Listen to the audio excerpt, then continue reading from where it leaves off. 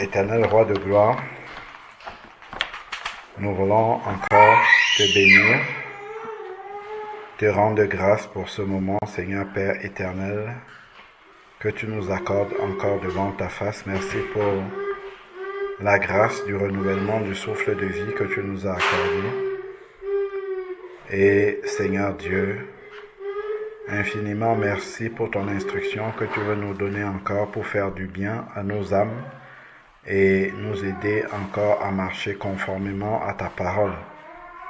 Seigneur Dieu, nous sommes les premiers bénéficiaires de cela, car si nous marchons selon ta parole, ce n'est pas pour ton bien à toi, mais c'est pour notre bien à nous, car les conseils, les exhortations que tu nous donnes dans ta parole sont pour notre bien. Merci encore parce que tu nous instruis comme un bon Père. Donne-nous d'être, Seigneur Dieu Tout-Puissant, des élèves exemplaires qui mettront en pratique ce que nous recevons de notre Maître qui est toi. Seigneur Dieu, que ton esprit conduise encore ces moments, que ces paroles, Seigneur Dieu Tout-Puissant, tombent sur une bonne terre et produisent du fruit qui demeure jusqu'à ce que tu reviennes au nom de Jésus-Christ. Amen. Qu'est-ce qu'on a vu la dernière fois?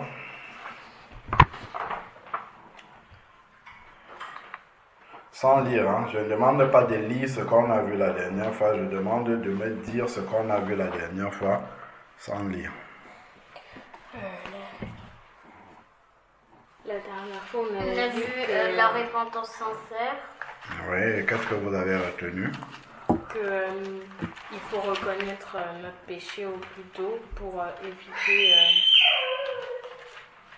la cascade de péché. La cascade de péché.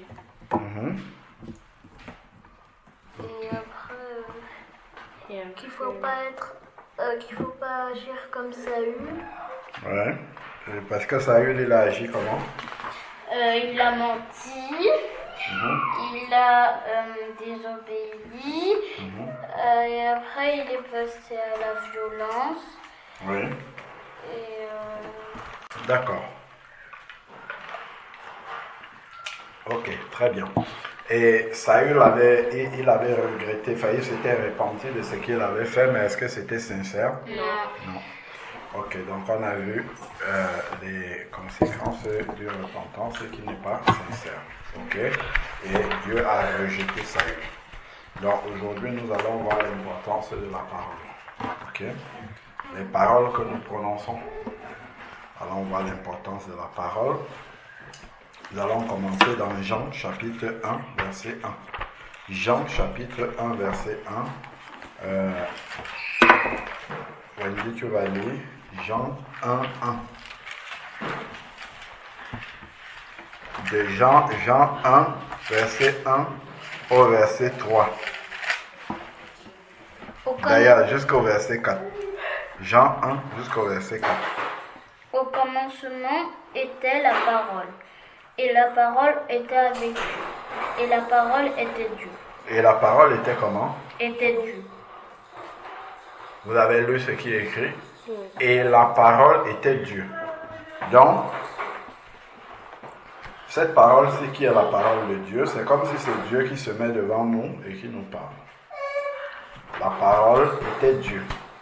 Ce qu'il y a ici, dans la parole là, c'est comme si c'est Dieu lui-même. D'accord? Ok? Donc, la parole était Dieu. Continuons. Verset 2. Parole, et elle était au commencement avec Dieu. Arrêtons-nous là.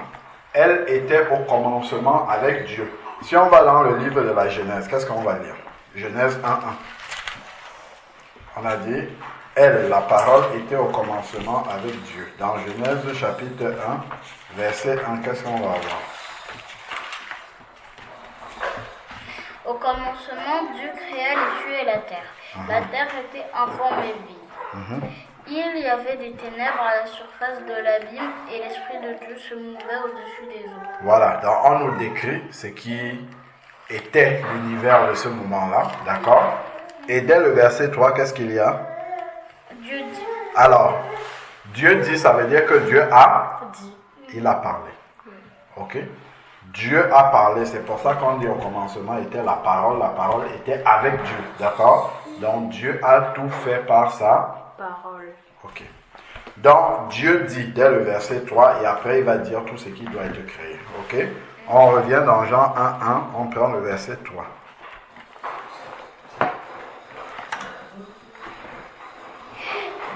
Jean Toutes 1, ces verset choses 3, pardon. ont été faites par elle.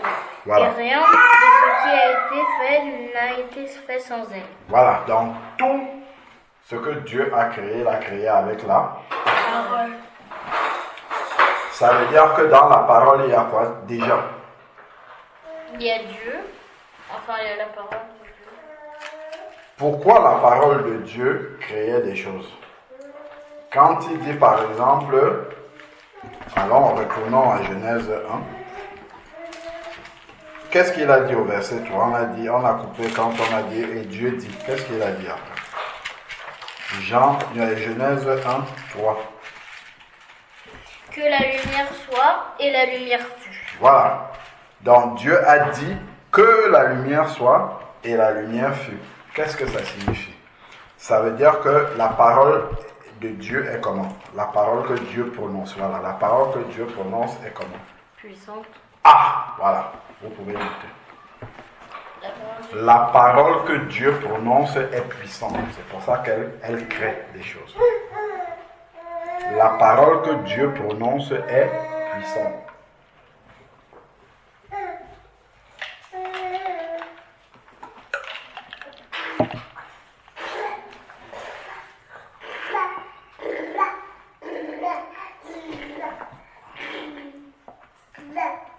La parole que Dieu prononce est puissante. Exemple, elle peut créer des choses. Elle peut aussi faire quoi?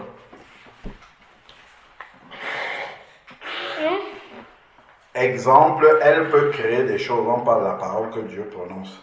La parole que Dieu prononce est puissante.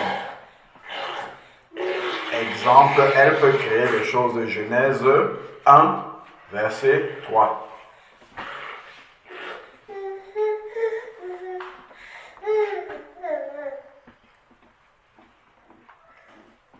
Qu'est-ce qu'elle peut faire aussi?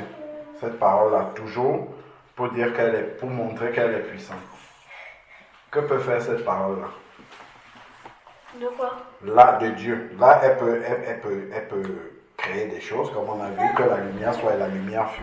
Elle a créé quelque chose. Qu'est-ce qu'elle peut faire d'autre pour montrer qu'elle est puissante? Il y a beaucoup de choses que les paroles que Jésus prononçait faisaient quoi? Des miracles. Hein? Elle guérissait des gens. Elle peut guérir, vous notez. Je pose la question depuis 3 jours ici. Elle peut guérir. Elle peut faire beaucoup de choses, hein? Il n'y a pas que ça. Elle peut guérir.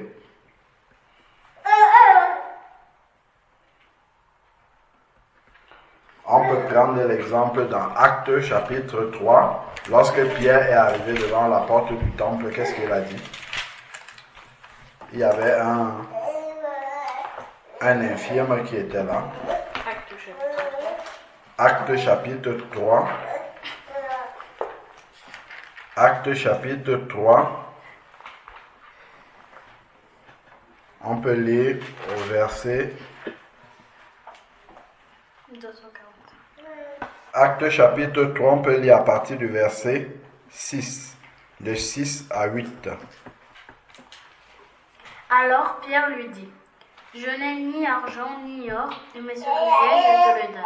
Au nom de Jésus-Christ de Nazareth, lève-toi et marche. En le reprenant par la main droite, il le fit lever. Au même instant, ses pieds et ses genoux devinrent fermes d'un saut. Il fut debout et il se mit à marcher. Très bien. Est-ce que c'est Dieu qui a dit lève-toi et marche? Oui. Oui. C'est Dieu qui a dit? Comment C'est ça? Pierre qui a dit, mais c'est Dieu Ah! qui est passé par la bouche de Pierre pour le dire. Voilà. Donc c'est Pierre qui a dit Et Dieu a utilisé la bouche de Pierre pour dire, en fait. D'accord? Ok, donc c'est Dieu qui a dit par la bouche de Pierre. Vous avez noté qu'elle peut guérir aussi. Oui. Dans elle peut guérir, vous notez Acte 3, verset 6 à 8. C'est un exemple. Après, il y a beaucoup de paroles de guérison dans la Bible. Donc là, on voit que ce n'est pas Dieu qui a prononcé la parole, mais Dieu a utilisé la bouche de Pierre pour prononcer cette parole. Qu'est-ce que la parole de Dieu peut encore faire? La parole que Dieu prononce. Qu'est-ce qu'elle peut encore faire? Tu as dit une parole tout à l'heure. Qu'est-ce qu'elle peut faire? Elle peut faire des miracles. Exemple de miracle.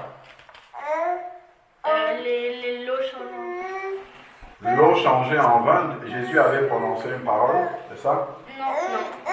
Ah, je sais. Je veux dire, les pains et les poissons. La multiplication des pains et des poissons. Ok. Donc, elle peut accomplir des miracles. Vous notez. Elle peut accomplir des miracles.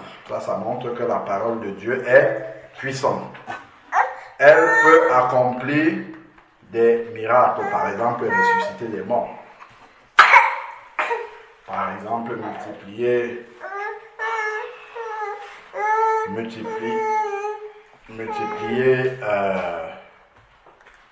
les pains et les poissons.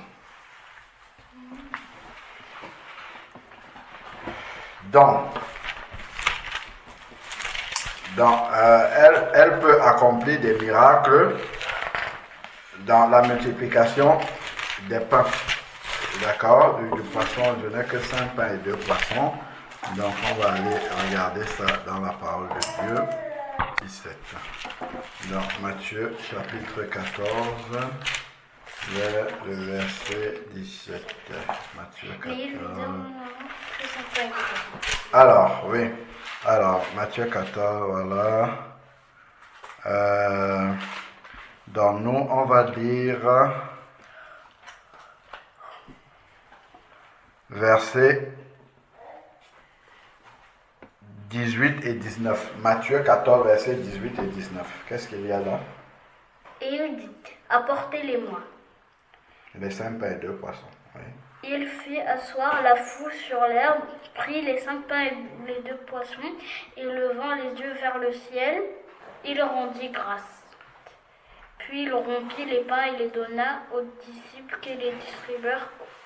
Donc, il rendit grâce. Donc, rendre grâce est en parlant. D'accord? Donc, cette parole-là a multiplié les pains et les poissons. Après, on peut encore citer beaucoup d'exemples. Je parlais tout à l'heure de la résurrection des morts. Par exemple, quand Pierre a dit à Tabitha, lève-toi, alors qu'elle était morte déjà, ainsi de suite. D'accord? Donc, la parole de Dieu, elle est puissante et elle peut créer. Et on a vu aussi, d'ailleurs, on va voir la deuxième. Elle peut ressusciter des morts, ça fait partie des miracles. Vous notez la parole de Dieu, elle peut ressusciter des morts.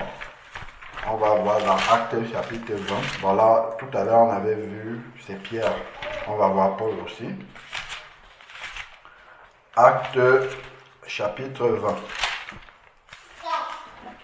Actes chapitre 20.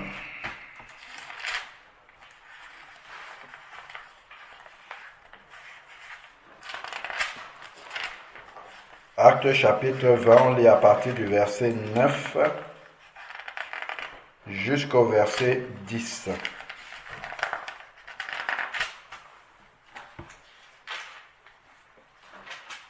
On va lire jusqu'au verset 12. Acte 20, verset 9 à 12. Vous avez déjà noté qu'elle peut ressusciter des morts? Oui. Ok. On voit acte 20, verset 9 à 12. Attendez, j'ai pas noté.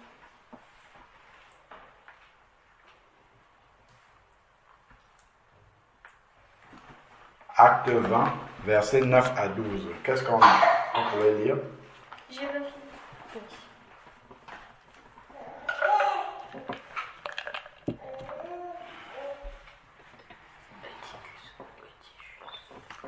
Acte 9, acte 20, versets 9 à 12. Qu'est-ce qui est écrit? Raphaëla, tu lis. Or, un jeune homme nommé Eutychus, qui était assis sur la fenêtre, s'endormit profondément pendant le long discours de Paul. Entraîné par le sommeil, il tomba du 3e étage en bas et il fut relevé mort. Mais Paul, étant descendu, se pencha sur lui et le prit dans ses bras en disant « Ne vous troublez pas car son âme est en lui. » Vous avez compris? Il a parlé. Il a pris le jeune homme et puis il a dit son âme est en lui. D'accord? Là, en fait, c'est comme s'il était en train d'ordonner à son âme de revenir dans son corps parce qu'avant on a dit qu'il était mort. Et après? Quand il fut remonté, il rompit le pain et mangea, et parla longtemps encore jusqu'au jour. Après quoi, il partit. Le jeune homme fut ramené vivant, et ce fut le sujet d'une grande consolation. Voilà, vous avez vu? Est-ce que c'est Dieu qui a parlé ici? Non. C'est Dieu qui a parlé par la bouche de Paul. Ok. Donc, la parole de Dieu est puissante. On va aller lire autre chose maintenant. Dans Galates, c'est après les Corinthiens. Galates, je ne sais pas si c'est 2:20 qui est écrit là.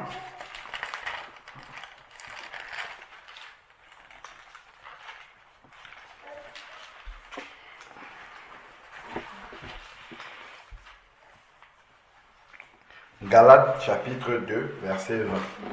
Est-ce que tu peux lire Wendy?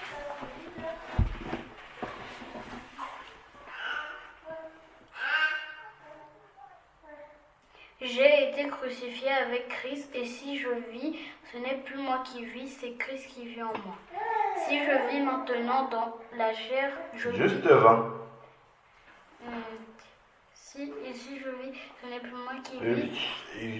Oui, reprends Galates chapitre 2, verset 20. Juste chapitre 2, verset 20, pas plus que ça. Et si je vis, ce n'est plus moi qui vis, c'est Christ qui vit en moi. Si je vis maintenant dans la chair, Oui. je vis dans la foi au Fils de Dieu qui m'a aimé et qui s'est livré lui-même pour moi. Très bien. Donc, ce verset dit que lorsqu'on devient un enfant de Dieu, ce n'est plus nous-mêmes qui vivons, mais c'est Christ qui vit en nous. Donc, ce qu'on voit, quelqu'un qui ne connaît pas Dieu, ce qu'il nous voit faire, ce qu'il nous écoute dire, il considère que c'est Dieu qui est en train de Parler. Est-ce que vous avez compris ça? Vous notez. Lorsqu'on est enfant de Dieu, on parle et agit comme si c'est Dieu qui le faisait. On va voir, vous notez déjà Galates 2:20, après on va voir un autre verset. Lorsque nous sommes enfants de Dieu, nous parlons et agissons comme si c'est Dieu qui le faisait.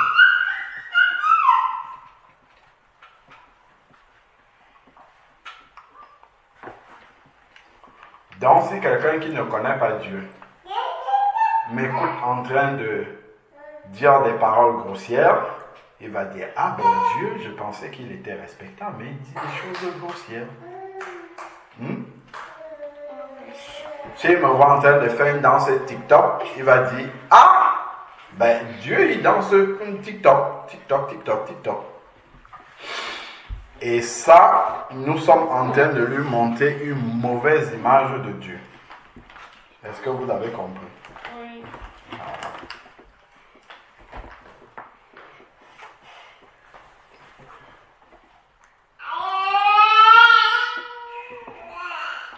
Qu'est-ce que vous avez noté? Lorsqu'on est enfant de Dieu, nous parlons et agissons comme si c'est Dieu. Comme si c'est Dieu qui le faisait. Vous avez noté, Wendy, tu as noté? Lorsque nous sommes enfants de Dieu, nous parlons et agissons comme si c'est Dieu qui le faisait.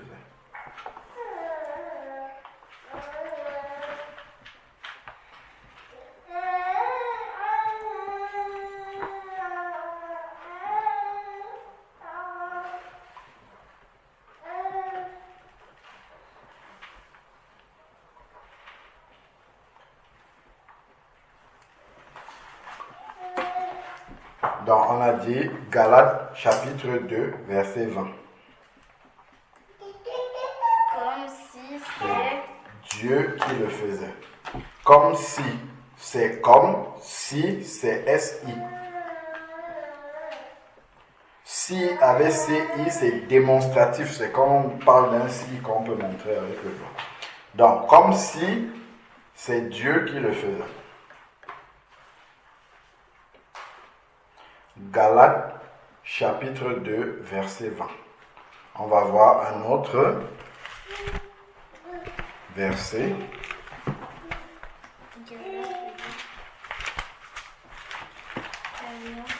Galates 2, 20.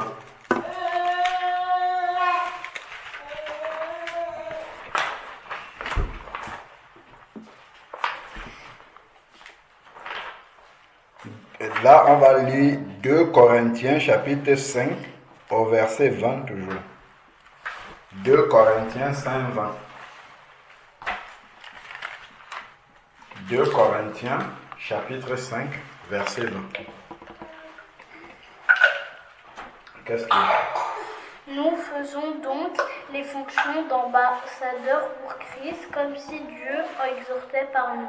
Nous vous en supplions au nom de Christ. Soyez réconciliés avec Soyez Dieu. réconciliés avec Dieu. Vous avez vu? Nous faisons fonction d'ambassadeur. Un ambassadeur, c'est quelqu'un qui représente son pays à l'étranger. Ok? Donc, nous faisons fonction de représentant de Dieu. C'est ce que ça veut dire. Comme si Dieu faisait quoi? Exhortait par nos bouches. Ça veut dire que Dieu parle au travers de notre bouche. Ok? Vous notez. Deuxième passage. Donc, c'était Galates 2, 20. Maintenant, 2 Corinthiens 5, 20.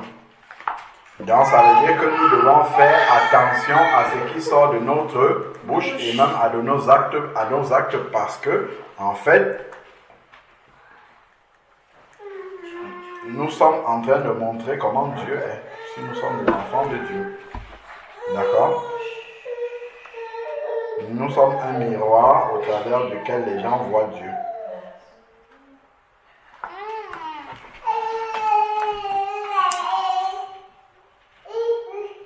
Donc là où vous avez mis Galates 2, 20, vous mettez juste virgule 2 Corinthiens 5, 20. Ok? Donc ça montre juste que lorsque nous agissons, nous parlons et agissons, c'est comme si c'est Dieu qui le faisait. Ok? Voilà. Donc,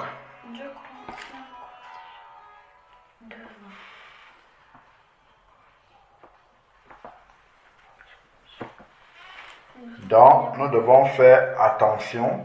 Nous sommes un miroir. Hein? Nous sommes un miroir. Nous sommes? Un miroir. Oui, c'est juste une parole comme ça que j'ai dit, je vais demander de noter. Nous sommes un miroir dans lequel les gens voient Dieu. Si tu veux noter ça. Dans lequel les gens voient Dieu. Donc, parce que la manière dont nous agissons, si on nous appelle chrétiens, ça vient de Christ. Ça veut dire que les gens voient Christ en nous. Ok? C'est pour ça que je dis que nous sommes un miroir au travers duquel les gens voient Dieu. Alors, donc,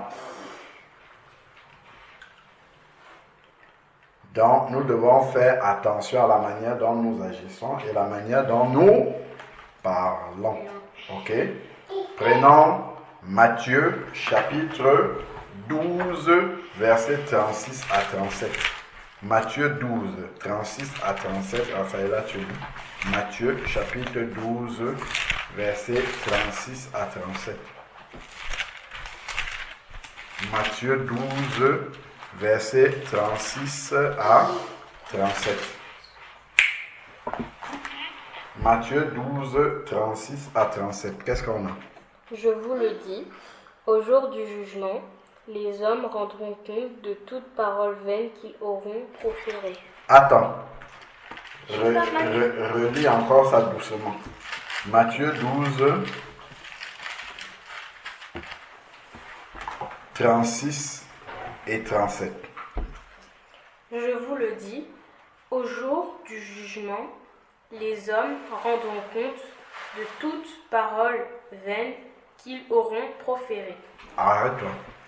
Donc, au jour du jugement, les paroles que nous avons prononcées vont revenir devant Dieu. Si nous ne nous sommes pas repentis.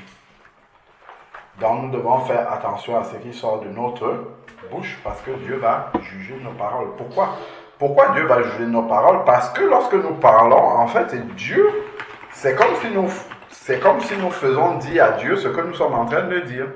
Donc, si nous disons des paroles insensées, si nous disons des paroles calomnieuses, c'est-à-dire nous sommes en train de dire des choses qui ne sont pas vraies sur quelqu'un, nous sommes en train de calomnier la personne, si nous sommes en train de mentir, tout ça là, ça va revenir au jour du jugement.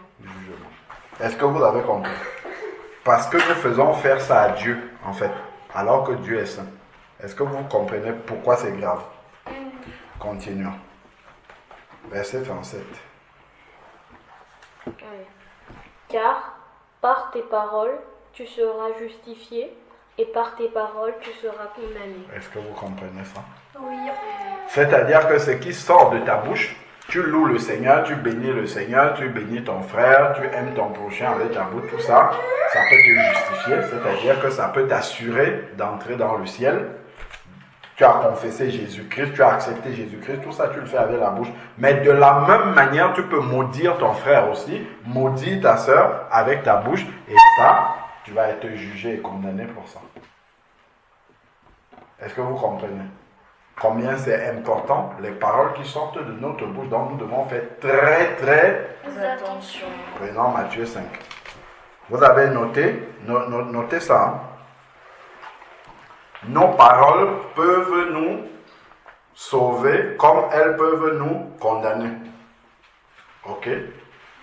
Nos paroles peuvent nous... C'est pour ça qu'il ne faut pas parler à tort et à travers. On parle comme ça sans réfléchir, on dit comme ça vient, tout ça et tout. Il faut faire très attention à cela. Donc, nos paroles peuvent nous sauver comme elles peuvent nous condamner devant Dieu. Matthieu 12, verset 36 à 37. Matthieu 12, verset 36 à 37. On va voir tout de suite le remède derrière.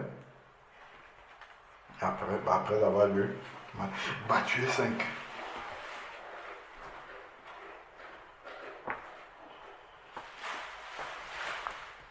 Matthieu 12, verset 36 à 37. Donc, nos paroles peuvent nous sauver.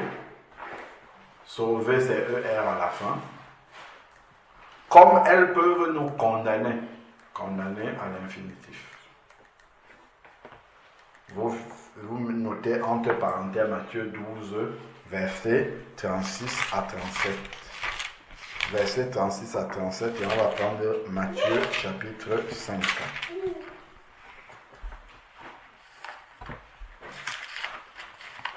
Matthieu chapitre 5. Matthieu chapitre 5.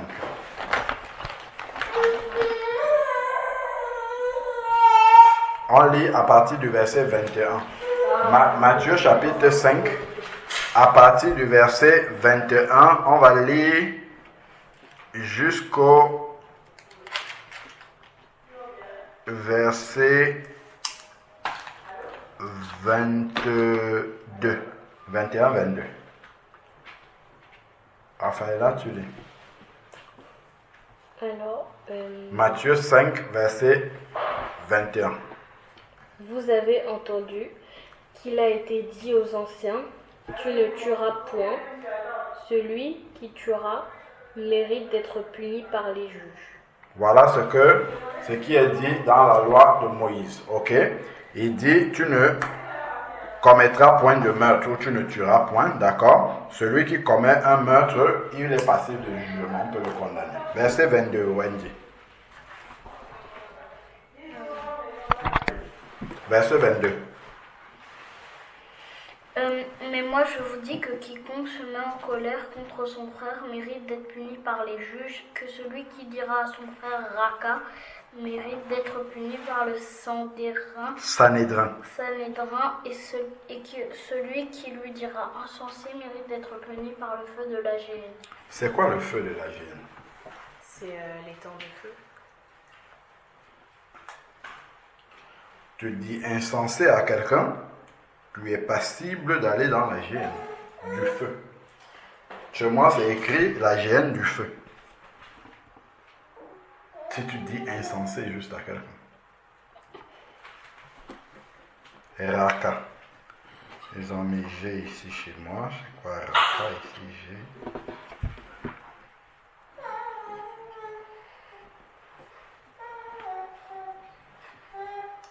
Ce mot est une insulte dont le sens précis ne nous est pas connu. Il se peut, attends, qu'est-ce qu'il dit? Il peut se rattacher à une racine signifiant vide, ce qui équivaudrait à un homme de rien. Dans quand on dit raka, ça peut vouloir dire quelqu'un qui est simple d'esprit, c'est-à-dire quelqu'un qui est attardé mentalement. Voilà, en gros c'est ça. Vous comprenez ce que ça veut dire? Alors, dans insensé, et Jésus dit que c'est passible d'être puni par de la géhenne. Passible, ça veut dire vraiment forcément ou... C'est-à-dire que tu mérites, voilà, c'est ça, tu mérites d'aller dans la géhenne du feu. Et si tu mérites, il va vraiment? Oh ben oui, si tu ne te répands pas, oui, c'est ce qu'il va faire. Ok? Donc, pourquoi quand tu insultes quelqu'un, qui a créé les hommes? C'est Dieu. Ben donc, quand tu insultes quelqu'un, tu es en train d'insulter Dieu en disant qu'il a mal créé la personne. Vous voyez? Donc, lorsque vous dites les défauts physiques de quelqu'un, celui-là il est très laid. Hein? Ça, voici une parole qui peut te condamner. Est-ce que vous comprenez ça? Oui, c'est une parole qui peut te condamner. Quelqu'un qui est en train de conduire la voiture, l'autre lui coupe la priorité. Imbécile! Ça, tu peux, s'il fait l'accident là, il ne s'est pas repenti, il va dans la géhenne du feu. Ben, ça vous l'amuse, c'est ce que Jésus a dit. Il mérite la géhenne du feu. Mais enfin, personne ne fait ça. Il conduit des idiots! C'est la géhenne du feu. Vous voyez, c'est des mots qu'on ne doit pas, qui ne doivent pas sortir de là. Pourquoi? Parce que la personne qui est devant, si tu dis idiot, tu dis imbécile, tu dis tout, en fait, tu es en train d'insulter celui qui a créé la personne. Tu es en train de dire, par exemple, si je dis, je sais pas moi, si je dis le verre, il est moche, il ne fait même pas ce qu'il doit faire. Qui est-ce que je suis en train d'insulter? C'est le verre là? C'est celui qui l'a créé en fait. Oui, mais parce que le verre, c'est pas très parce grave. que le verre, il s'en fout. Oui, il est moche, c'est bien. Mais si je dis il est moche, c'est celui qui a créé ce verre-là, c'est lui que je suis en train d'insulter. Donc, si tu dis à quelqu'un, si tu dis à quelqu'un, je sais pas moi, tu es très laid, est-ce que c'est lui il s'est créé lui-même? Non, il ne s'est pas créé lui-même. Donc, en fait, c'est celui qui l'a créé, tu es en train d'insulter. C'est pour ça que Jésus, il dit ici, là, il sera passible de la géhenne du feu. Tu vois, des paroles simples, mais qui peuvent nous condamner. C'est pour ça, par tes paroles, tu seras sauvé. Par tes paroles aussi, tu seras condamné. Vous avez vu ça? Il faut faire très attention à ce qui sort de nos bouches. Il ne faut pas reproduire ce que vous entendez là à la télé, les dessins animés, les ceci, les cela, ils insultent les gens et tout ça. Vous avez lu ce que Jésus a dit là? Donc lui, à la fin, il revient, il voit les paroles que tu as prononcées. S'il y a des mauvaises paroles comme ça qui sont sorties, tu n'es pas repenti. Allez, prenons un peu, garde ta question, on va revenir dessus. Allons dans Apocalypse chapitre 20, si vous pensez que je raconte des histoires. Apocalypse chapitre 20, on peut à partir du verset 11. Apocalypse chapitre 20. À partir du verset 11, on lit de 11 jusqu'à 14. Apocalypse chapitre 20, verset 11 à 14. Raphaëla, est-ce que tu peux lire? Puis, je vis un grand trône blanc et celui qui était assis dessus. La terre et le ciel s'enfuirent devant sa face, et il ne fut plus trouvé de place pour eux. Et je vis les morts, les grands et les petits, qui se tenaient devant Dieu. Devant? Devant Dieu. Tu as écrit devant Dieu chez vous? Oui. Ok. Vous avez vu, il y a les petits aussi. Hein? Il n'y a pas que les grands qui viennent là devant Dieu, il y a les petits aussi. Ce n'est pas les petits détails, hein, c'est les petits en âge et les grands en âge. Continuons. Des livres furent ouverts. Et un autre livre fut ouvert, celui qui est le livre de vie. Et les morts furent jugés selon leurs œuvres, d'après ce qui était écrit dans ces livres. Quand tu dis imbécile à quelqu'un, c'est une œuvre, c'est une parole. Il a dit que toute parole vaine que les hommes auront prononcée, ils viendront en jugement pour ça. Donc il y a un ange scribe qui écrit ça dans ce livre-là. Si tu te répands, il efface. Si tu ne te répands pas, ça reste écrit là. Et le jour-ci, on va ouvrir comme ça, on va dire Wendy à 15h30, devant son école là-bas, elle était en train de dire imbécile à telle personne. Vous comprenez? Les paroles qui sortent de la bouche, c'est grave, hein? Il faut faire très très attention. On ne dit pas n'importe quoi, on doit réfléchir avant de prononcer une parole, surtout quand on est en colère en plus. Là, on doit faire très très attention. C'est écrit dans la parole, je peux vous retrouver le verset, que celui qui maudit son père ou maudit sa mère est passible de mort. C'est-à-dire que si tu prononces une mauvaise parole contre ton père, contre ta mère, c'est le maudire en fait. Tu es passible de mort.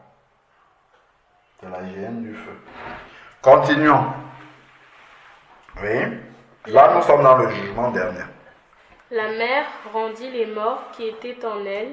Voilà, donc même si tu dis que un poisson m'a bouffé, moi je suis mort dans la mer, un poisson m'a bouffé, donc Dieu ne me retrouvera pas en jugement. La mort, la mer va rendre ses morts aussi. Donc même ceux qui sont morts dans la mer, tout ça et tout. Parce que des fois tu parles à quelqu'un, tu lui dis, à la fin il y aura le jugement dernier, Dieu, tant pis.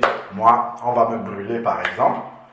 Vous savez ce qu'on appelle l'incinération. Voilà, on va me brûler, donc je ne viendrai pas devant le Seigneur. Ah, ça, c'est pas vrai. Un poisson va m'avaler, donc je ne viendrai pas devant le Seigneur. Non. Tout ça là va venir devant Dieu. Même si tu étais devenu la cendre, tu vas venir quand même parce que ton âme n'est pas devenue la cendre. Continuons. Oui. La mort et le séjour des morts rendirent leurs morts qui étaient en eux. Tu vois, même la mort et le séjour des morts rend ses morts. Donc même si tu es devenu la cendre, tu fais partir de la mort, parce que tu es mort quand même, tu es devenu la cendre. La mort va te rendre devant Dieu, tu vas revenir. Donc même si on t'a incinéré, tu vas revenir devant Dieu. Ok? La mort et le séjour des morts, tout le monde. Allez, hop, vous venez devant Dieu pour écouter ce que vous avez fait, qui soit écrit dans les livres. Continuons. Et chacun fut jugé selon ses œuvres. Ah, il dit ça encore pour la deuxième fois. Donc chacun est jugé selon ce qu'on a écrit le concernant dans ces livres-là. Ok? Continuons. Vous voyez, donc si tu as dit insensé, si tu as dit idiot, imbécile, tu es laid, tu as fait toutes les mauvaises paroles qu'on peut entendre souvent. Ok? Qu'on prend à la légère, ce n'est pas léger. Continuons, finissons d'abord. Après, on va commenter. Oui? Et la mort et le séjour des morts furent jetés dans les temps de feu. La géhenne du feu. C'est la seconde mort. Oula. Quiconque ne fut pas trouvé écrit dans le livre de vie fut jeté dans les temps de feu. Et là, il n'y a plus de retour possible. Ok? Wendy, tu avais une question déjà avant qu'on lisait tout à l'heure dans Matthieu 8. Si ça veut dire qu'on n'a pas le droit de se défendre. Notez d'abord avant qu'on oublie ce qu'on a dit dans Matthieu 5. Qu'est-ce qu'on a dit? C'était nos paroles peuvent nous condamner, par nos paroles nous pouvons être sauvés, par nos paroles nous pouvons être condamnés, c'est ça? Oui. Voilà, dans les versets que vous avez cités, vous citez en plus ce qu'on a lu là tout à l'heure, c'est-à-dire Matthieu 5. On a lu à partir de quel verset? Matthieu 5, versets 21 et 22. Verset 21-22. Voilà. Comme ça, on n'oublie pas de noter. Et maintenant, vous pouvez apporter vos questions, vos commentaires. Donc, on avait d'abord dit, Matthieu, par tes paroles, tu seras sauvé, ou par tes paroles, tu seras condamné. C'était Matthieu 12, versets 36 à 37. Maintenant, on rajoute à ça Matthieu 5, versets 21 à 22. Ok? Donc, nous devons faire très attention à ce qui sort de notre bouche. Je vous écoute. Je disais que ça veut dire qu'on n'a pas le droit de se défendre. Pourquoi? Parce qu'on se défend autrement. Ben, quand tu te défends, tu n'as pas besoin de te défendre en insultant l'autre. Mais par exemple. Tu peux te défendre en rétablissant juste la vérité. Si tu es par exemple injustement traité. Si tu es injustement traité, tu dis juste la vérité de ce qui s'est passé. Tu n'as pas besoin. Est-ce que tu as besoin d'insulter quelqu'un pour par te exemple, défendre? Si, comme ce qui s'est passé là, enfin, par exemple, si quelqu'un te regarde mal après. Si quelqu'un te regarde mal. Oui, après tu passes Oui. et tu dis, oh, regardez comment elle est moche celle-là. Ben, ça veut dire que tu as péché devant Dieu. Okay. Tu as bien péché, man. Et tu es répréhensible. Oui. Moi là c'est pas ma question mais c'est pour revenir à ce qu'elle a dit mais Oui. par exemple si quelqu'un te dit imbécile et que tu dis toi-même Ben, c'est que tu as péché, tu es exactement comme la personne. mais là, Si la personne te dit imbécile, tu dis que Dieu te bénisse.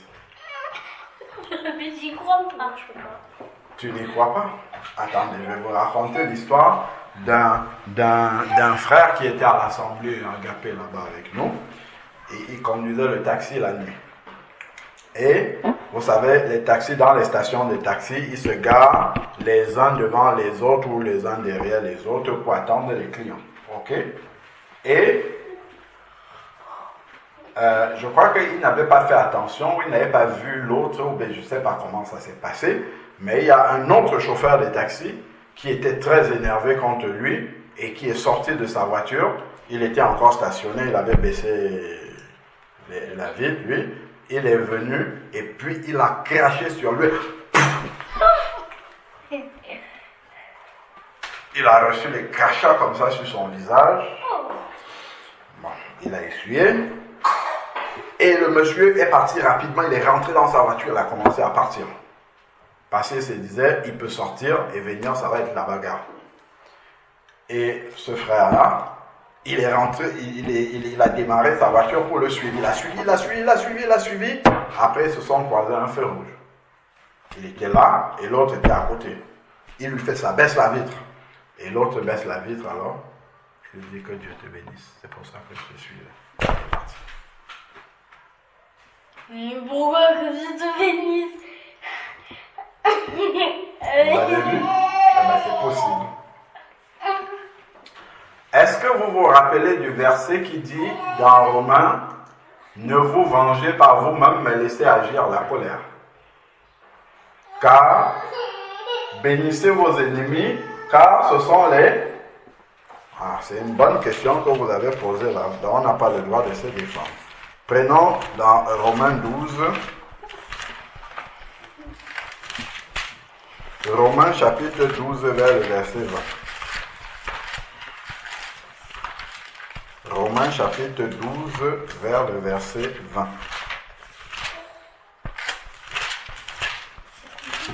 Romains chapitre 12, Romains il vient après Actes des Apôtres. Romains chapitre 12 vers le verset, on prépare à partir du verset 19. Verset 19 et 20. Ne vous vengez point. Jusqu'à 21. Non?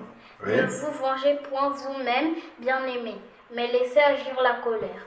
Ah, Car il est... attends un peu. Donc, si quelqu'un te dit imbécile, tu dis toi aussi, est-ce que tu as appliqué ce verset-ci? Ne vous vengez pas. Ok, continue.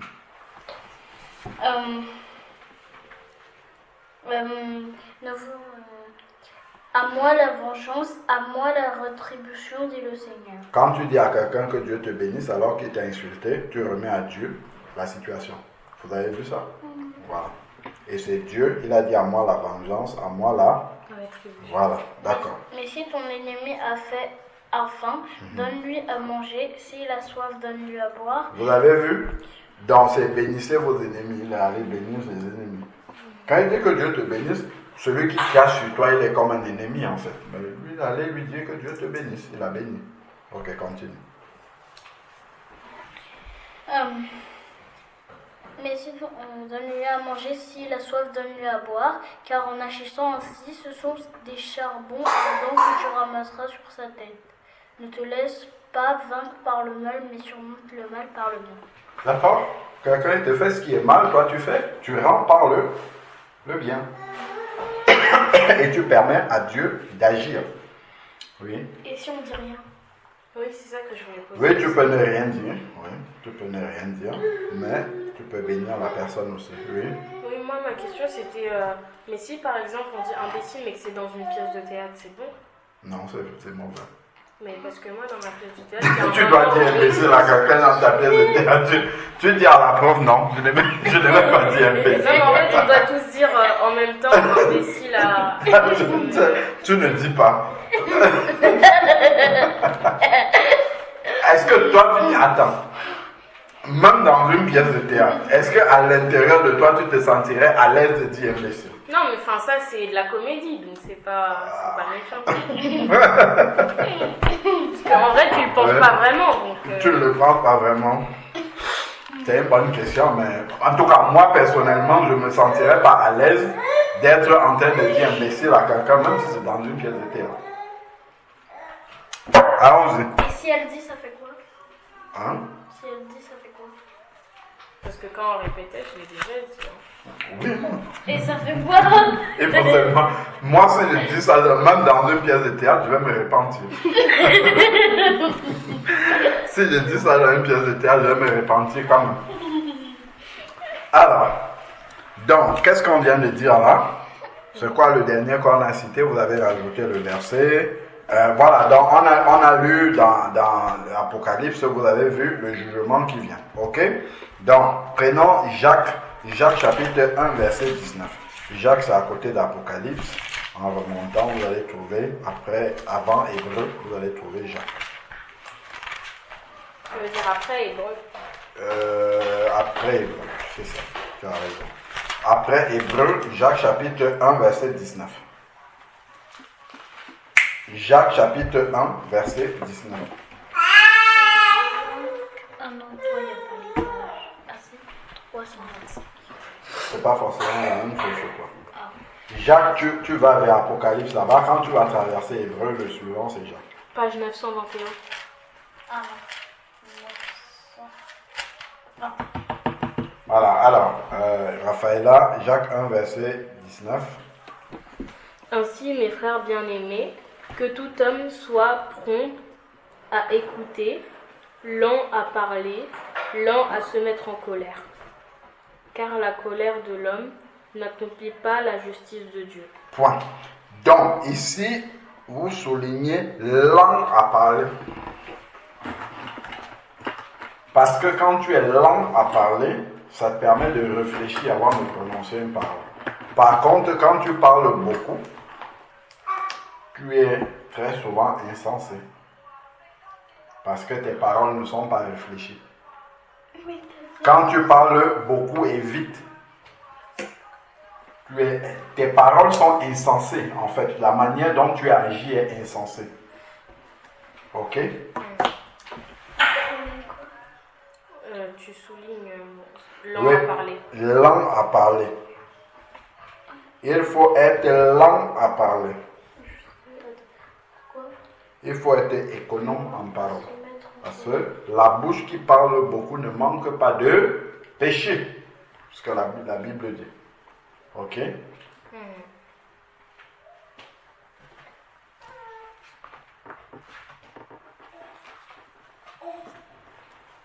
La bouche qui parle beaucoup ne manque pas de péché. Donc, vous avez vu, il faut être lent à parler. C'est ce qui permet de maîtriser ce qui sort de notre bouche. Ok? Et que nos paroles ne nous dépassent pas. Regardons aussi Proverbe 13. Proverbe, c'est après les psaumes. Proverbe 13, verset 3. Proverbe 13, verset 3.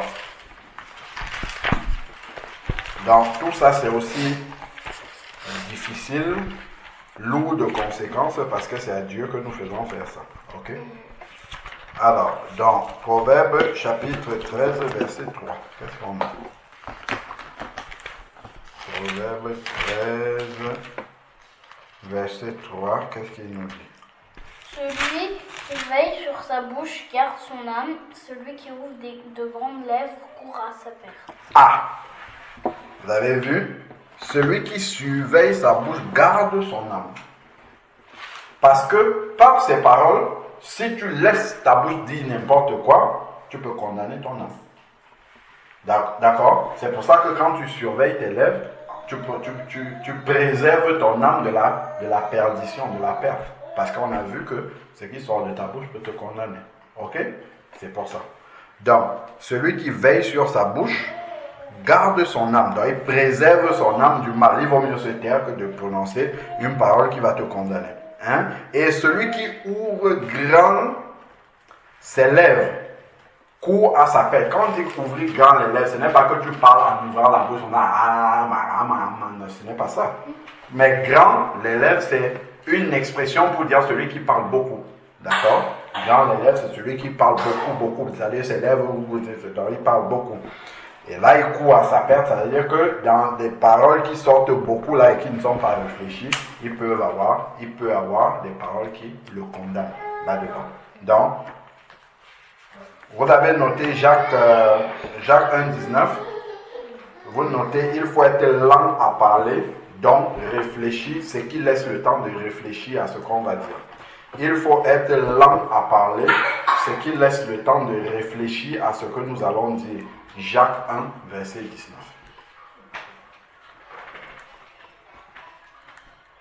Jacques 1, verset 19. Et il faut être lent à se mettre en colère, parce que quand on se met en colère après, les paroles, on ne contrôle plus ce que nous sommes en train de dire. Ok? D'ailleurs, c'est ce que Jacques dit là-bas. Il faut être lent à parler. Il faut être lent à parler, car cela nous donne le temps de réfléchir à ce que nous disons. Ok? Il faut être lent à parler, car cela nous laisse le temps de réfléchir à ce que nous disons. Entre parenthèses, Jacques chapitre 1, verset 19. Jacques 1, verset 19.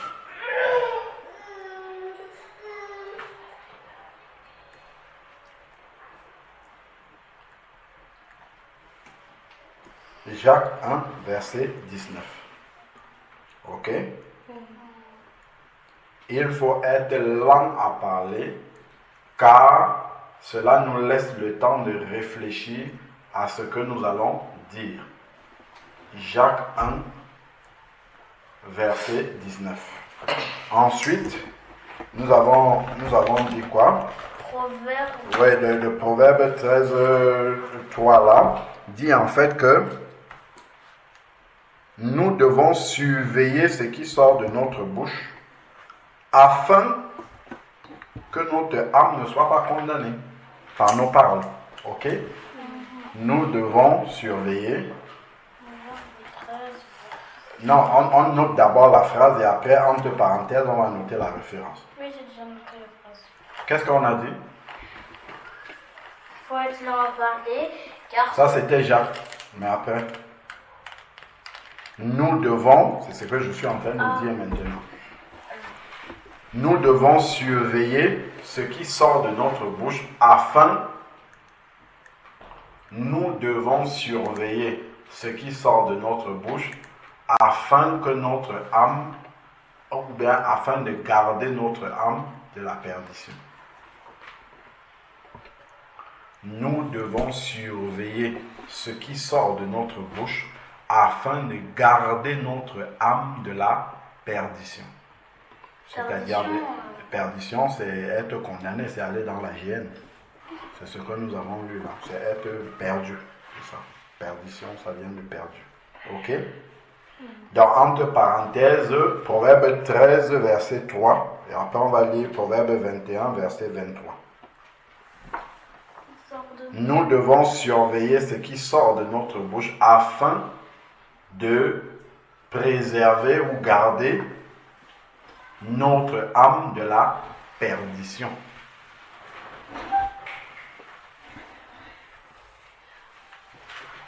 Afin de garder notre âme de la perdition. Entre parenthèses, Proverbe 13, verset 3.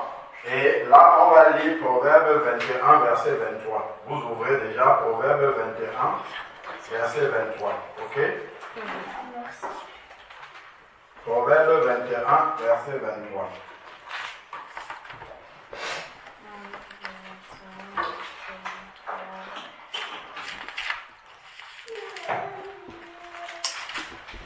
Proverbe 21, verset 23.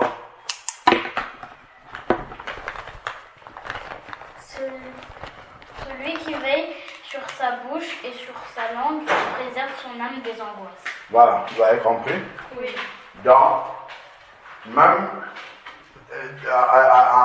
en parlant de manière incontrôlée, nous pouvons entraîner notre âme dans l'angoisse parce que nous avons dit quelque chose et après quand on y réfléchit, on dit ah je n'aurais pas dû dire ça et maintenant j'ai peur. D'accord? Donc vous rajoutez, vous mettez juste virgule, vous mettez Proverbe 21, 23. À la suite de ce que vous avez noté de Proverbe 13, 3, vous notez aussi 21, 23. Ok?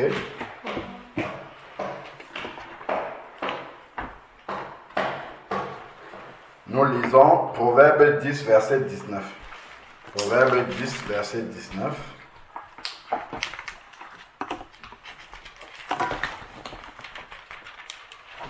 Proverbe 10, verset 19. Proverbe 10, verset 19, qu'est-ce qu'il y a écrit?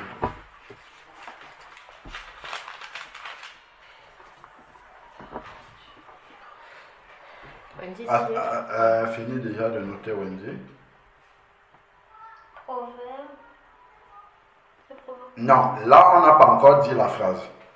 La phrase d'avant, c'était nous devons faire attention à ce qui sort de notre bouche car pour préserver notre âme de la perdition.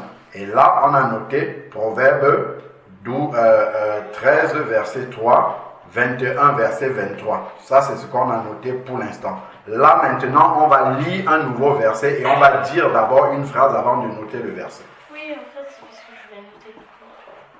Mais on n'a pas encore dit la phrase, tu veux noter L'autre phrase.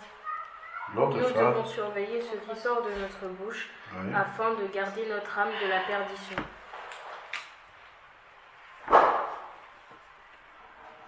Et après, c'est Proverbe 13, verset 3 et Proverbe 21, verset 23. C'est plus clair? Oui. Ok. Maintenant, nous ouvrons la Bible dans Proverbe 10 et nous lisons au verset 19. Raphaëla. Proverbe 10, vas-y, Proverbe, c'est à côté des psaumes. Proverbe 10. Page 484. Merci. 484. Proverbe 10, verset 19.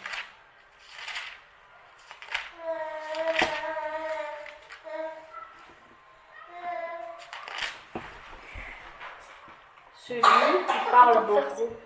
Proverbe 10, 19. Celui qui parle beaucoup ne manque pas de péché. Mais celui qui retient ses lèvres est un homme prudent. Vous l'avez compris?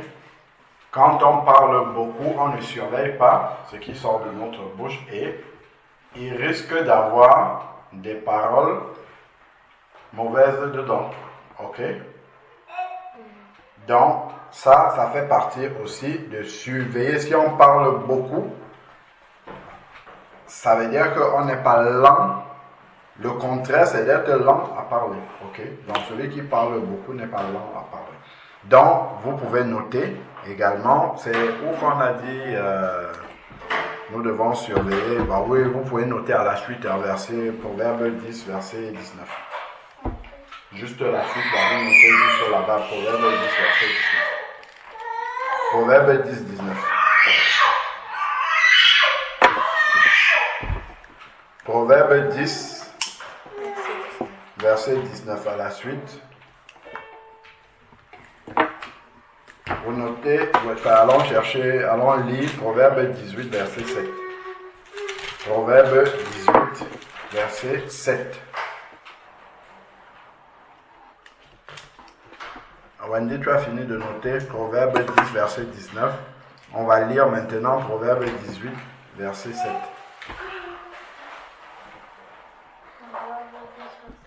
On va même commencer au verset 6. Proverbe 18, verset 6 à 7. Non, on va aller... Attendez. On va prendre Proverbe chapitre 18, verset 6 à 8. Il y a un verset là qui va bien nous intéresser. Proverbe 18, verset 6 à 8. Voyez.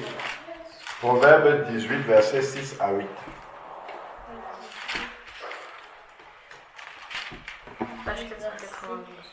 Merci. Proverbe 18, oui, verset 6 à 8. Tu lis, tu t'arrêtes à chaque verset. Les lèvres de l'insensé se mêlent aux querelles, et sa bouche provoque les coups. On s'arrête. Verset 6, on s'arrête. Vous avez lu les lèvres de l'insensé. L'insensé, déjà, c'est celui qui parle sans réfléchir. Dans ce contexte-ci, ok? Il parle, il débite des paroles, il ne réfléchit pas. Les lèvres de l'insensé se mêlent aux disputes. C'est-à-dire que, en fait, les lèvres de l'insensé vont provoquer même des disputes. Quand on parle sans réfléchir, ça va créer des disputes. Parce qu'on n'a pas réfléchi, on ne mesure pas les conséquences de ce que nous sommes en train de dire avant de l'avoir dit. Ok? Donc on peut aller créer des disputes comme ça parce qu'on n'a pas réfléchi, on a dit une parole et l'autre est fâché. Et sa bouche appelle les... Querelles. Non, la suite. Et sa bouche provoque les coups. Sa bouche provoque les coups. Donc, tu peux dire une mauvaise parole comme ça, tu tombes sur quelqu'un qui est nerveux, il réagit par un coup de poing. Boum! Ou il gifle. Ah! Parce que tu as dit quelque chose qui a tellement énervé la personne. D'ailleurs, on l'a vu avec le président de la République. On a giflé le président de la République.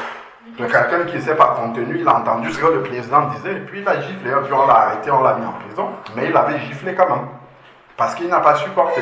Vous voyez? Donc, une parole peut provoquer des coups.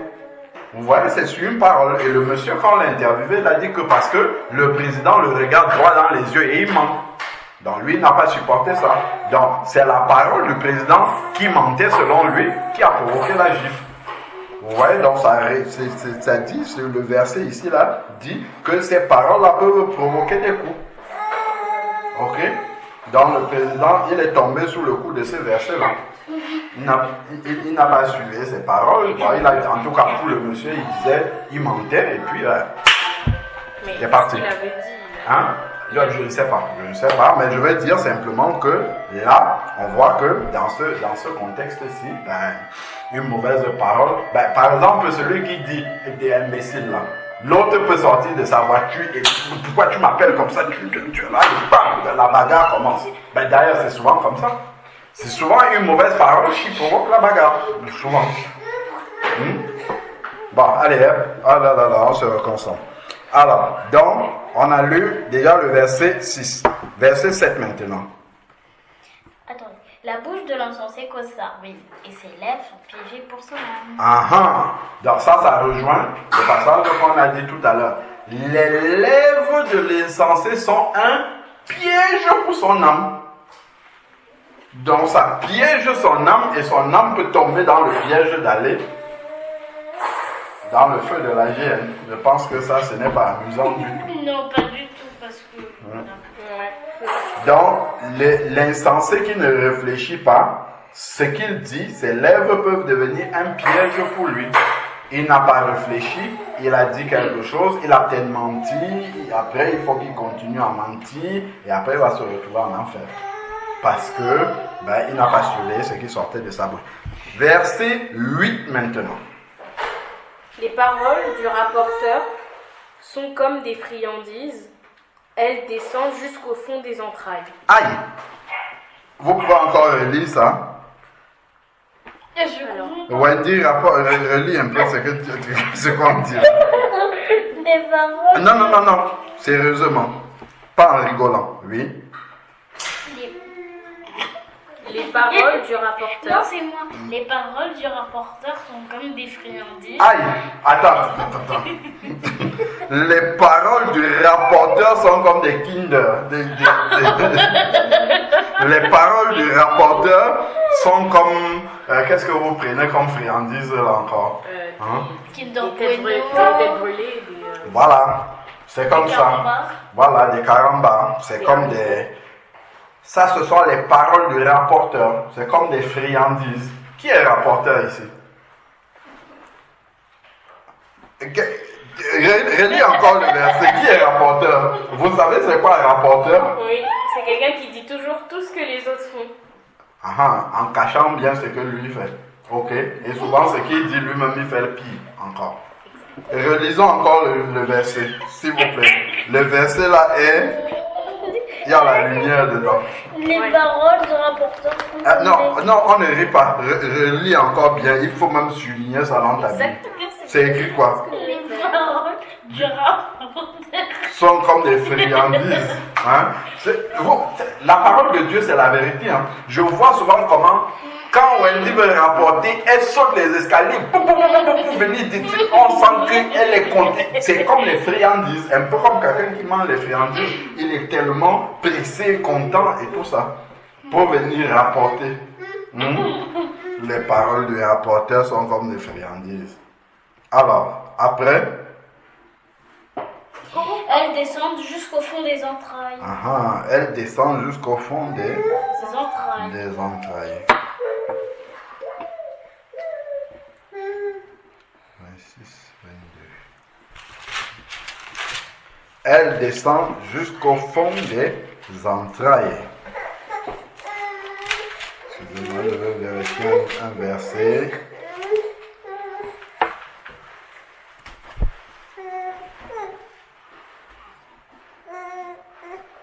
Mais ça veut dire quoi quand ce sont comme des friandises? Ça veut dire qu'il est très content de le faire. C'est ça. Mais après, Comme quelqu'un qui mange les friandises. Celui qui mange les friandises, il est friand, il est content. Et ça descend jusqu'aux entrailles. ça veut dire Les quoi? friandises descendent jusque dans tes intestins quand tu manges. Et ça veut dire quoi? Elles descendent jusqu'aux entrailles. Ça veut dire que du plus profond de lui vient pour rapporter, pour faire ce qui est... Pas très bien, quoi. Ce qui n'est pas bien du tout. Et ses lèvres... Parce que c'est lié en fait au... Attends, on va même le verset. C'était Proverbe combien déjà? 18 ans. 18 verset 6. Tu vois, en fait, ça se suit. Les lèvres de l'insensé se mêlent aux disputes, les coups, ainsi de suite. La bouche de l'insensé cause sa ruine, dont la bouche du rapporteur cause la ruine de son âme. Donc là, c'est un exemple qu'il est en train de te donner. C'est comme les friandises, ça descend jusqu'aux entrailles, mais c'est pour le perdre. Ce n'est pas pour qu'il soit... Ce n'est pas pour qu'il soit justifié devant Dieu, mais c'est pour le... C'est un piège pour son âme. Ce sont des friandises qui sont sucrées à la bouche, mais deviendront amères après. Vous avez déjà vu ce genre de friandises là? Tu prends les friandises, tu suces, c'est bien sucré, et à la fin, ça devient amer. Tu as déjà vu ça? C'est le style de friandise là, c'est ça le verset. Est-ce que tu comprends? Non, moi j'ai jamais mangé des friandises. Tu comprends ce type de friandise hein? Il prend les friandises, c'est bon dans sa bouche, quand ça descend au fond de ses entrailles, ça lui fait des maux de ventre. C'est ça, ça provoque une indigestion. C'est ça le rapporteur. Voilà. Donc, on doit faire très attention à ce qui sort de nos lèvres. Donc, vous notez. Rapporter est mal. Rapporter est mal. et c'est un piège pour notre âme. Vous notez Proverbe. Ça veut dire que si tu rapportes trop, tu vas aller en enfer? Mais parce que le problème du rapporteur n'est pas qu'il vienne dire ce que l'autre est en train de faire, c'est qu'il dit avec une mauvaise intention, c'est ça surtout, d'accord? Il veut peut-être qu'on punisse l'autre, il vient pour condamner, voilà, c'est ça le rapporteur. Mais si tu viens dire pour qu'on aide l'autre personne, ou bien pour prier, c'est comme quand quelqu'un vient te dire, ah, tel frère, telle soeur, elle m'a fait ceci. Il est mauvais. Tu dis, le frère là, il est mauvais, la soeur là, elle est mauvaise comme ça. Bah, ok. Bah, on va prendre 3 jours de jeûne et de prière pour cette personne-là ensemble. Là, tu vas voir maintenant la tête du rapporteur, s'il sera encore dans le même état. Les friandises, là, on va voir, ça ne sera plus sucré. Parce qu'il venait, en fait, pour rapporter sur l'autre, pour que tu condamnes l'autre. Mais quand tu lui dis, ok, ben viens, on va donc prier pour cette personne-là, on va même jeûner pour cette personne-là. C'est dire, non, moi, je vais commencer à taper la bouche. Il va commencer à trouver les excuses pour ne pas venir prier pour la personne. Ça prouve qu'il était mal intentionné. Ok? Le rapporteur. Donc vous avez noté, c'est mal de rapporter devant le Seigneur. Alors, car c'est un piège, oui. Le rapporter est mal et c'est un piège pour notre âme. Voilà, dans Proverbe chapitre 18, versets 6 à 8. Ok?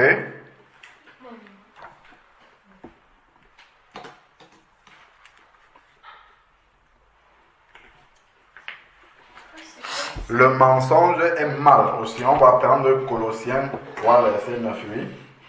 C'est quoi le verset déjà? C'est Proverbe 18, verset 6. Mais tu n'as pas noté toute la phrase, Wendy, il faut noter toute la phrase. Rapporter est mal. Et c'est un piège pour notre âme. Voilà, et c'est un piège pour notre âme.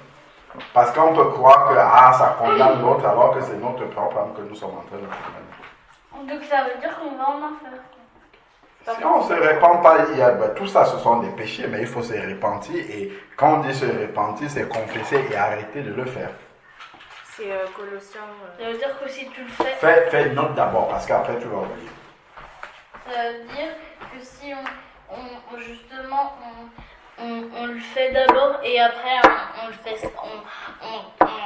et après, non, si on fait d'abord, on rapporte d'abord et après on se répand sincèrement, ben... Si on va rapporter expressement et qu'on sait que c'est mauvais, mais on va quand même le faire et que ce n'est pas un accident, c'est écrit dans la parole de Dieu que si tu pêches de manière consciente, exprès, ben Dieu ne va pas te pardonner parce que tu ne viens pas t'amuser avec Dieu, tu vas pécher et puis tu viens demander pardon. On est bien d'accord? Mais on l'a déjà fait plusieurs fois, ça veut dire que c'est pas pardonné. Ben, si tu le sais, tu ne savais peut-être pas. Celui qui, Dieu ne tient pas compte des temps d'ignorance. Donc quand tu ne sais pas à quel point c'est mauvais, Dieu te pardonne. Mais si tu le fais par accident, maman, c'est un accident. Mais si tu dis, je vais aller rapporter maintenant, là, je sais que c'est mauvais, mais il faut qu'on la gronde, je vais aller rapporter. Là, tu sais que c'est mauvais, en plus, là, tu as noté le verset, tu as souligné et tout, malgré ça, tu vais rapporter. Là, là, maintenant, ça devient péché consciemment. Ok? Voilà. Donc, on a dit Colossiens, on va d'abord lire, après on va noter. Colossiens 3, 9. Colossiens, c'est après Éphésiens, Thessaloniciens et avant Timothée, si je ne me trompe pas. Non, c'est avant Thessaloniciens, autant pour moi. Colossiens 3, 9.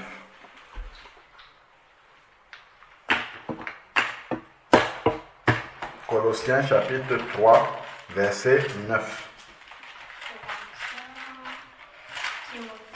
C'est avant Thessaloniciens. Après Jean, après Romains, après Actes, après. Tu vas avoir Colossiens. Après Corinthiens, Galates. 898. 898. Merci.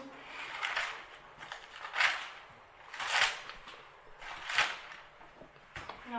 Voilà, Colossiens chapitre 3, verset 9. Qu'est-ce qui est écrit? 3, verset 9. Ne mentez pas les uns les autres, vous étant dépouillés du vieil homme et de ses œuvres, et ayant revêtu l'homme nouveau. C'est bon, c'est juste le 9. Ça s'arrête là. Ne mentez pas les uns aux autres. Mentir n'est pas un péché devant Dieu.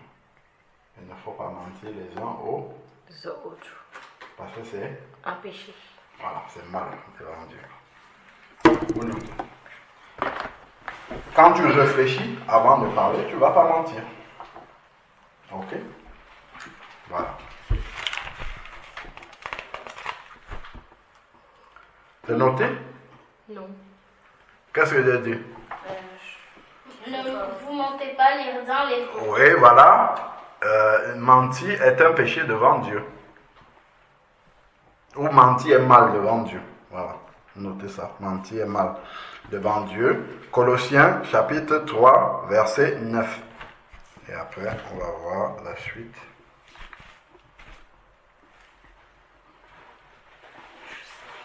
Psaume 5, 6. Psaume 5, verset 6.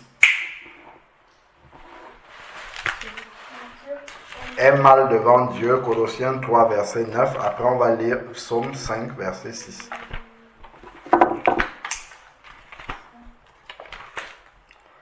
Psaume chapitre 5, verset 6.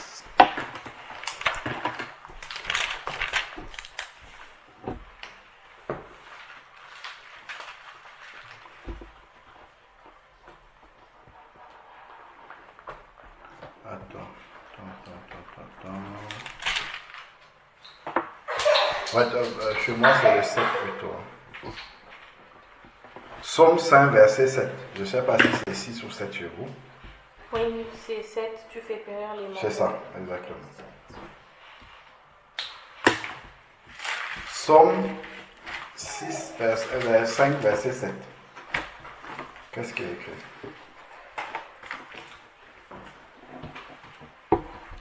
Tu fais périr les menteurs.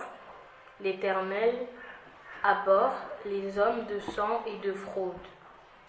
Donc il faut faire attention aux mensonges. Dieu fait périr ceux qui profèrent les mensonges. Ça veut dire quoi? Périr, c'est faire mourir.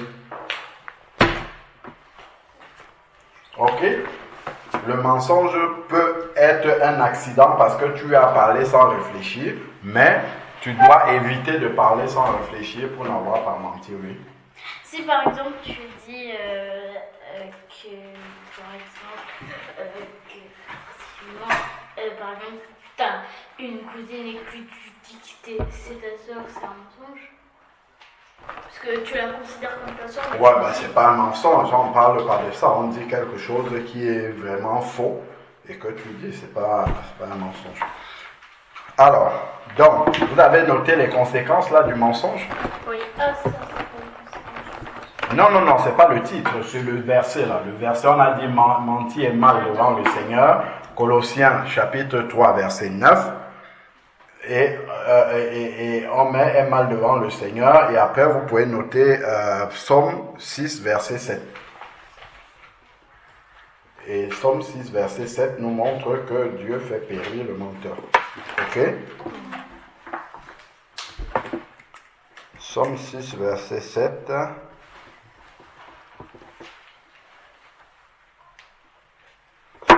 Psaume 58, verset 3. Et on va s'arrêter là. Psaume 58, verset 3.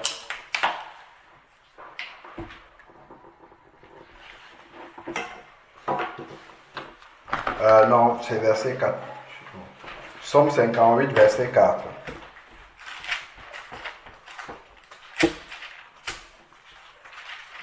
Psaume 58, verset 4. Les méchants sont pervertis dès le sein maternel.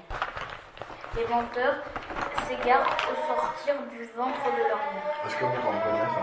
Ceux qui sont menteurs, ils s'égarent, ils sont perdus dès qu'ils sortent du ventre de leur mère. Parce que les mensonges, ça les conduit vers l'égarement, vers leur perte. Ah, donc leur enfant. Ben, bien sûr, c'est ça que ça veut dire. Dès le sein maternel, ils commencent à accumuler les péchés. Péché sur péché. Parce que quand tu mens une première fois, après pour justifier ce mensonge, tu vas mentir une deuxième fois et ainsi de suite. Et puis ça fait un engrenage et une cascade de mensonges. Voilà, de mensonges qui sont des péchés. Est-ce que c'est bon? Dans quel titre vous donnerez à tout ce que nous avons lu? Moi, j'ai mis l'importance de la parole. Okay. Les conséquences des péchés. On n'a pas parlé que de conséquences, mais on a on a vu l'importance de surveiller ses paroles. En fait, c'est ça. Donc, on peut noter ça comme ça, l'importance de surveiller ses paroles. Voilà. Ou bien, on va dire l'importance de veiller sur ses paroles. Voilà, c'est encore mieux. L'importance de veiller sur ses paroles. Notez ça comme ça. Je laisse. Il y a même aussi d'autres exemples qu'on peut donner. Quand tu ne veilles pas sur tes paroles, par exemple, tu peux prendre un engagement vis-à-vis de quelqu'un et ne pas honorer à cet engagement. Parce que tu as parlé beaucoup, tu as pris des engagements, tu ne t'en es même pas rendu compte. D'accord? Tu peux être en train de discuter avec quelqu'un, vous discutez, je ne sais pas moi, tu es en train de causer avec ta copine, voilà, elle te dit, moi j'ai une belle Barbie chez moi. Je suis en train de parler, les amis. J'ai une belle Barbie chez moi. Moi aussi j'ai une très belle Barbie. Ma Barbie, elle parle même, ainsi de suite. Après, elle dit, est-ce que tu peux l'amener demain? Comme tu avais menti, tu as pas cette Barbie. Tu vas dire, non, je l'apporterai la prochaine fois. Ça fait un deuxième mensonge, cascade de mensonges. Ok? Ou alors, tu peux prendre un engagement vis-à-vis de quelqu'un, mais comme tu parles beaucoup, et la personne, tu es en train de discuter avec la personne te dit, est-ce que tu peux m'aider? Oh, oui, ça c'est pas un problème, oui, donc je vais le faire. Après, tu passes à autre chose, tu discutes, et tu as pris un engagement, tu as oublié et tu ne vas pas le faire. Et c'est un péché. Parce que tu parles beaucoup et tu ne fais même pas attention à ce que tu es en train de dire, parce que ce sont des engagements que tu es en train de prendre. D'accord? Il y a par exemple un engagement auquel je ne prêtais pas souvent attention parce que je disais que quelqu'un te présente par exemple une situation, je vis d'abord, ok, on va prier pour toi, et puis je continue à parler d'autre chose, et après j'oublie de prier pour la personne, parce que je lui ai dit on va prier pour toi comme ça de manière mécanique, sans intégrer. Maintenant quand je dis à quelqu'un, on va prier pour toi, je vais prier pour toi, je prends mon agenda et je note que je dois prier pour cette personne-là pour ne pas oublier, parce que c'est un engagement. Ok? Voilà. Alors, donc, l'importance de veiller sur ses paroles. Ça, c'est le titre. Sujet de prière. Quels sont les sujets de prière? Là, il faut en avoir plusieurs. Ne pas mentir, Notez, sujet de prière. Faire, s'il te plaît. Sujet de prière. La prière, c'est demander à Dieu d'accomplir quelque chose pour nous. Enfin, en tout cas, prière de requête, c'est ce que nous sommes en train de faire là, c'est des prières de requête. C'est demander à Dieu d'accomplir quelque chose pour nous. C'est quoi? Qu'est-ce que tu as besoin?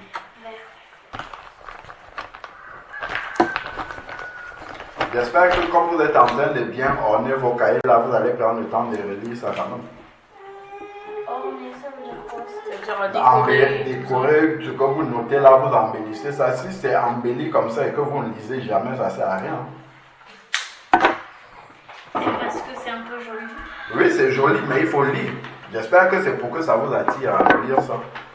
Si vous faites joli juste comme ça et puis vous allez voir ça dimanche prochain, si c'est toujours joli, ben ça sert à rien. Ok? Bon, alors, vous notez sujet de prière. Qu'est-ce que vous avez comme sujet de prière qui se dégage de ce que nous avons partagé? ne pas mentir, ne pas voler, non, pas ça. Ne pas mentir, ne pas... Ne pas mentir, est-ce que c'est un sujet de prière? Non. Que Dieu nous aide à ne pas mentir. Ben, Dieu, lui, va toujours nous aider à ne pas mentir. Alors, je sais pas. Que Dieu nous aide à veiller sur nos paroles. Voilà, vous notez. Parce que c'est quand tu veilles sur tes paroles que tu ne vas pas mentir. Que Dieu nous aide à veiller sur nos paroles. Que Dieu nous aide à être lent à parler.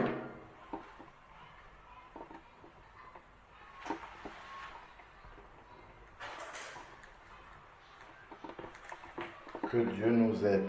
Premier sujet, que Dieu nous aide à veiller sur nos paroles. Que Dieu nous aide à être lent à parler. C'est le deuxième sujet de C'est le deuxième sujet de prière, que Dieu nous aide à être lent à parler. Pour ne pas être rapporteur, qu'est-ce que Dieu peut faire pour nous aider? On arrête de se mêler des choses des autres. Non. Se repentir d'être rapporteur, je pense que c'est un sujet de prière. Que Dieu nous aide. Se repentir d'être rapporteur, c'est le troisième sujet. Parce que quand tu te repens, en même temps, tu prends l'engagement de ne plus le faire et puis Dieu va te donner de pouvoir y arriver. Se repentir d'être rapporteur. C'est le troisième sujet. Ok? Se repentir, cette fois-là, c'est demander pardon à Dieu, se repentir d'être un rapporteur ou rapporteuse. Après, c'est bon? Ça fait déjà 3 bons sujets de prière. Donc, si on entend encore quelqu'un qui parle sans réfléchir, il faut prendre chaque jour, notez, chaque jour, vous prenez 10 minutes pour prier pour ces sujets-là. Chaque jour, vous prenez 10 minutes, bon, vous pouvez ne pas noter, mais chaque jour, vous prenez 10 minutes. Vous avez prié combien de fois pour les sujets de dimanche dernier? Une seule fois, c'était le jour. C'est le jour. Est-ce que c'est comme ça qu'on fait? Non. Vous devez prendre 10 minutes pour prier déjà pour les anciens sujets de prière. Là. Vous prenez 5 minutes pour prier pour les anciens sujets de prière et 5 minutes vous allez me noter. Violet, s'il te plaît. Prendre 5 minutes chaque jour pour prier pour les anciens sujets de prière et 5 minutes pour le sujet de la semaine. Est-ce que vous avez compris? Arrêtez de passer les couleurs là. Prendre, ça c'est plus ça, ce n'est plus dans ce que nous avons partagé aujourd'hui, la leçon. Prendre 5 minutes par jour pour prier pour les anciens sujets de prière. Prendre 5 minutes, ce n'est pas beaucoup 5 minutes dans une journée. Prendre 5 minutes pour prier pour les anciens sujets. Vous choisissez n'importe laquelle des leçons que vous avez déjà fait, vous notez. Cette leçon, c'est le prix pour ça. Telle autre fois, on avait noté ça comme sujet de prière, je prie. Donc, 5 minutes pour prier pour les anciens sujets et 5 minutes pour prier pour le sujet de la semaine. Dimanche prochain, je vais vous demander de me dire si vous avez prié et surtout vous allez me donner les horaires auxquels vous avez prié chaque jour pour chaque sujet. Lundi, vous avez prié à quelle heure pour les anciens sujets et à quelle heure pour les nouveaux. Mardi, vous avez prié à quelle heure pour les anciens sujets. Vous notez quelque part. Moi j'ai noté. Vous avez compris? Quand vous priez lundi, si vous voulez vous prier avant de dormir, mais il faut noter seulement que lundi, j'ai prié vers 21h avant de dormir, mardi, j'ai prié vers quelle heure, ainsi de suite. Est-ce que vous avez compris? Comme ça, ça va vous amener à relire ce qu'on a fait et à prier dans la semaine. Vous dites comme ça, la dimanche prochain, j'espère que vous allez dire en me citant les heures de prière. Est-ce que vous avez compris? Oui. Voilà. Moi j'ai noté ça dans mon cahier même. Ok. Donc, on va commencer déjà par prier pour chacun de ces sujets. Là, il y a 3 sujets, nous sommes 3. Bon, repentir, là, c'est un sujet pour nous tous. Donc, on ne va pas le compter dedans. Les 2, c'est suivez nos paroles. Et le deuxième, c'est quoi? Que Dieu nous aide à être lent à parler. Voilà, lent à parler. Donc, moi, je vais prier que Dieu nous aide tous les 3 à être lent à parler. Wendy, tu vas prier. Le premier, c'est quoi? Que Dieu nous aide à veiller sur nos paroles. Voilà, que Dieu nous aide à veiller sur nos paroles. Raphaël a aussi que Dieu nous aide à veiller sur nos paroles. Et moi, je vais prier que Dieu nous aide à être lent à parler. Okay. Seigneur Dieu, nous te bénissons pour ce moment de partage de ta parole que tu nous as donné, de pouvoir faire. Seigneur Dieu, merci encore parce que tu nous permets de voir que ta parole est réelle. Nous voyons comment elle s'applique dans la vie pratique de tous les jours. Et nous voulons te dire merci parce que nous avons le privilège de connaître cette parole, ta parole qui est une parole de sagesse, qui nous amène, Seigneur Dieu, à pouvoir vivre dans la crainte de ton Saint-Nom en t'honorant et aussi de préserver, Seigneur Dieu, notre âme de la perdition. Voilà pourquoi, Seigneur Dieu, nous te prions de nous aider à être lents à parler, Seigneur Père, car nous savons que lorsque nous parlons, chaque fois que nous parlons en insensé, c'est-à-dire sans réfléchir avant de parler, bien souvent, nous disons des paroles que nous regrettons après, Seigneur Père éternel. Aide-nous à réfléchir avant de prononcer une parole. Seigneur Père éternel, nous t'en supplions au nom de Jésus, que vraiment nous puissions préserver nos lèvres du mal. Seigneur Dieu, car nous voyons au travers de ta parole combien, Seigneur Père éternel, les péchés par les lèvres sont faciles à arriver et aussi lourds de conséquences, Seigneur Dieu, pour le salut de notre âme. Que ton nom soit béni encore. Aide-nous, Seigneur Dieu Tout-Puissant, à nous approcher toujours plus près de toi et à te ressembler de plus en plus chaque jour au nom de Jésus-Christ. Amen. Seigneur, je te prie, Seigneur, pour que tu nous aides à veiller sur nos paroles, Amen. que tu nous aides également à être lents à parler. Alléluia. Et Seigneur, nous te demandons pardon, Seigneur, d'être rapporteur. Et Seigneur, nous te demandons également pardon pour toutes les mauvaises paroles que nous avons dites. Amen. Seigneur, fais qu'on puisse vraiment veiller sur nos paroles et ne plus être rapporteur au nom de Jésus-Christ. Amen. Amen. Seigneur, je te prie pour qu'on puisse que tu nous aides à veiller sur nos paroles, que tu nous aides à être lents à parler et qu'on aide-nous à ne plus être rapporteurs. Également, pardonne-nous pour nos péchés, pour nos mauvaises paroles que nous avons prononcées. Au nom de Jésus-Christ. Amen. Amen. Amen. Que Dieu vous bénisse.